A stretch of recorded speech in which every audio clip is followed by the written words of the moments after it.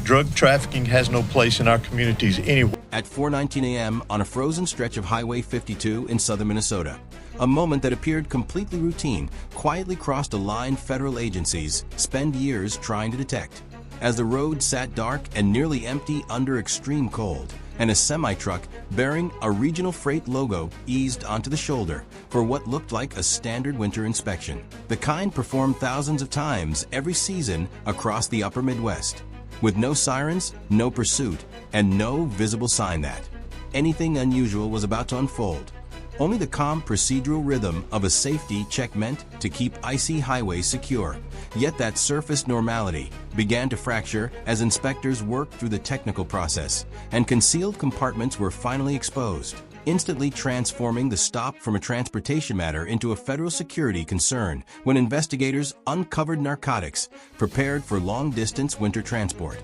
including cocaine, heroin, and fentanyl alongside.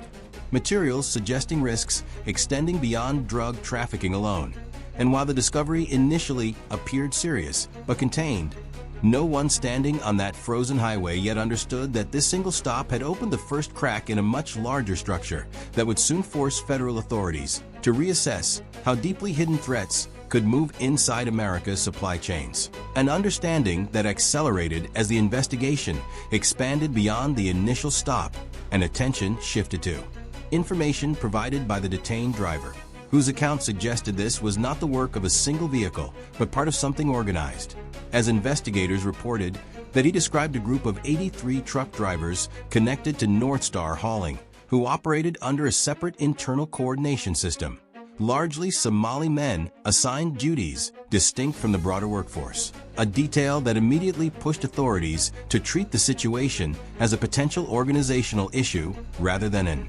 isolated violation, because investigative summaries indicated these drivers shared a common operational framework, using trailers modified in the same manner so equipment could be rotated seamlessly across assignments, appearing identical to standard commercial units from the outside and allowing them to pass routine checkpoints and loading facilities without raising alarms, a factor investigators later identified as critical to the longevity of the operation. While records reviewed during this phase showed the drivers followed fixed routes across Minnesota, Wisconsin, Iowa, South Dakota, and Illinois that remained largely unchanged despite seasonal demand, whether disruptions or fuel costs. Stability investigators interpreted as evidence that the routes served purposes unrelated to commercial efficiency, a suspicion reinforced by timing patterns showing many movements occurred at night when traffic thins and inspection activity drops, allowing the drivers to blend into the steady the flow of long-haul freight that routinely moves after business hours and making it significantly harder for law enforcement to distinguish ordinary transport from activity requiring closer scrutiny. And inside North Star facilities, further indicators emerged as internal logs showed certain loading zones and maintenance areas repeatedly used by the same drivers. Trailer movements recorded during periods when winter conditions usually restricted operations, and documentation that failed to align with standard commercial practices, suggesting separate instructions were being followed, leading federal authorities to emphasize that the strength of the driver statements lay not in dramatic detail, but in their consistency, because descriptions of dozens of drivers operating under shared rules, standardized equipment, and fixed schedules pointed toward coordination sustained over time rather than independent actions, prompting investigators to use the information not as proof of guilt for every individual, but as a guide to focus deeper examination of company records, personnel assignments, and operational data, a shift that marked a critical step toward intensified federal scrutiny of North Star Hauling's internal operations. And as evidence continued to accumulate, officials reached a clear conclusion that a limited or gradual response would fail, given activity spread across multiple states involving mobile assets, fixed facilities, and personnel following predictable routines, leading authorities to determine that only a single coordinated enforcement action could prevent evidence loss and operational adaptation, a decision that produced Operation Northern Breaker, a multi-state campaign built around synchronization rather than speed alone, with planners deliberately avoiding piecemeal arrests or isolated searches that could alert remaining subjects, instead aligning timelines so enforcement actions would begin simultaneously across all identified locations, preserving records, maintaining control of key sites, and limiting opportunities to relocate assets. As the scope of the operation expanded across 5 Midwestern states, reflecting just how far the implications of that single frozen highway stop now extended, and setting the stage for a federal campaign that would soon unfold on a scale few initially imagined. The investigation identified activities spanning Minnesota, Wisconsin, Iowa, South Dakota, and Illinois, with each state linked to specific vehicle movements, facilities, or personnel connected to the case. And coordinating enforcement across these jurisdictions required meticulous planning, shared command structures, and clear communication channels to ensure that every team operated under the same objectives and legal framework. Highway operations formed a key component of the response, with law enforcement units strategically positioned along selected routes to conduct traffic stops targeting vehicles associated with investigation, all scheduled to coincide with other enforcement actions so that vehicles already in transit could be secured without creating gaps elsewhere. And authorities emphasized public safety, conducting stops in a controlled manner appropriate for winter driving conditions. Freight terminals represented another priority, as teams moved to secure access points at facilities identified during the investigative phase, controlling entry and exit to stabilize operations, prevent unauthorized movement of vehicles or goods, and preserve operational records and equipment for subsequent review, with the timing of terminal actions carefully synchronized with highway activity to avoid overlap or interference. Warehouse and storage sites were also addressed as part of this coordinated effort. These locations had been identified through operational and administrative data rather than on-scene activity alone, and enforcement teams secured the premises while documenting conditions as they found them, with winter weather adding logistical complexity, but preparations ensuring communication and safety protocols remained effective throughout. Residential locations tied to coordination and administrative roles were included as well, with warrants served during the same time window to reduce the likelihood of communication between subjects across different sites, limiting the potential spread of information that could compromise other enforcement actions underway. From a strategic perspective, Operation Northern Breaker reflected a deliberate choice to prioritize containment over gradual escalation, with federal officials seeking to establish control across all known points of activity in a single coordinated phase to prevent fragmentation of the case and preserve a clear chain of evidence, marking a turning point that shifted the effort from investigation to enforcement and laid the foundation for outcomes in the subsequent phase. After immediate enforcement actions stabilized the situation, federal investigators expanded analysis to evaluate North Star Hauling's overall function within the case, concluding that the company did not operate solely as a conventional freight carrier. While its public filings and commercial activity aligned with industry norms, cumulative evidence suggested a parallel logistics role existed alongside routine transportation services. On the surface, North Star resembled many regional carriers in the Midwest, moving consumer goods, industrial materials, and seasonal freight tied to winter demand,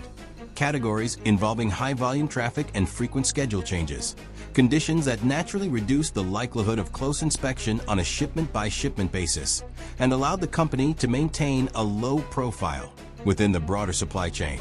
Further examination indicated that several North Star terminals functioned not merely as transit points, but supported a more active distribution role beyond standard freight handling, based on administrative data rather than physical inspection, with analysts noting that patterns in scheduling, internal coordination, and facility utilization collectively pointed to a structure operating in parallel with legitimate business activity. While individual elements might appear consistent with normal operations, their alignment over time led investigators to reassess the company's operational profile from a strategic perspective, comparing observed activity to logistics concepts discussed in military planning, where parallel supply systems ensure continuity and control while remaining difficult to detect, with North Star's operations embedded within civilian freight flows in ways that mirrored such systems, though sensitive. Internal processes were not publicly described. Authorities also recognized that the company's legitimate operations contributed to its resilience. By maintaining regulatory compliance and market presence, North Star reduced suspicion, and this overlap between lawful business and parallel logistics helped explain how activity persisted over extended periods without immediate detection. Identifying North Star as more than a standard trucking company had significant implications, shifting focus from individual incidents to systemic vulnerability within the transportation sector, with federal agencies viewing the case as an example of how civilian supply chains could be exploited for purposes beyond commerce, a perspective that informed oversight, risk management, and policy considerations as the investigation moved into its next phase. As the probe expanded beyond physical locations and transportation activity,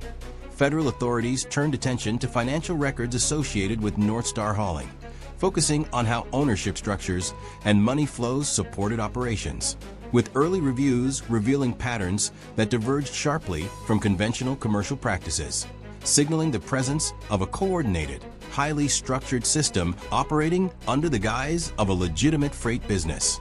Investigators found that the financial operations of North Star hauling far exceeded normal expectations for a regional freight business operating in the Midwest. Ownership structures were linked to a network of shell entities with little apparent commercial purpose, often sharing addresses or administrative contacts, arrangements commonly used to obscure beneficial ownership rather than conduct ordinary trade, raising immediate concerns about transparency and accountability within the corporate framework.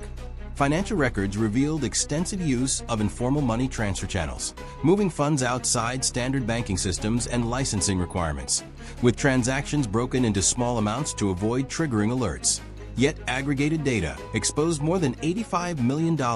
transferred internationally over time, routed to overseas destinations in ways designed to mimic routine remittances. Authorities noted that such volumes were inconsistent with the financial profile of a legitimate freight company handling seasonal demand, with revenue from conventional contracts unable to explain the magnitude of outbound transfers, while the regular timing and distribution of these payments suggested sustained coordination rather than ad hoc activity. The combination of shell companies and unlicensed transfer networks allowed large sums to move quietly across borders, creating a financial framework supporting transnational operations while remaining largely invisible, raising national security concerns because these flows could sustain operations abroad, influence networks, and undermine oversight systems. By the end of this financial review, investigators had a comprehensive picture showing that the case extended far beyond transportation issues, revealing a coordinated framework capable of moving massive sums internationally with minimal visibility,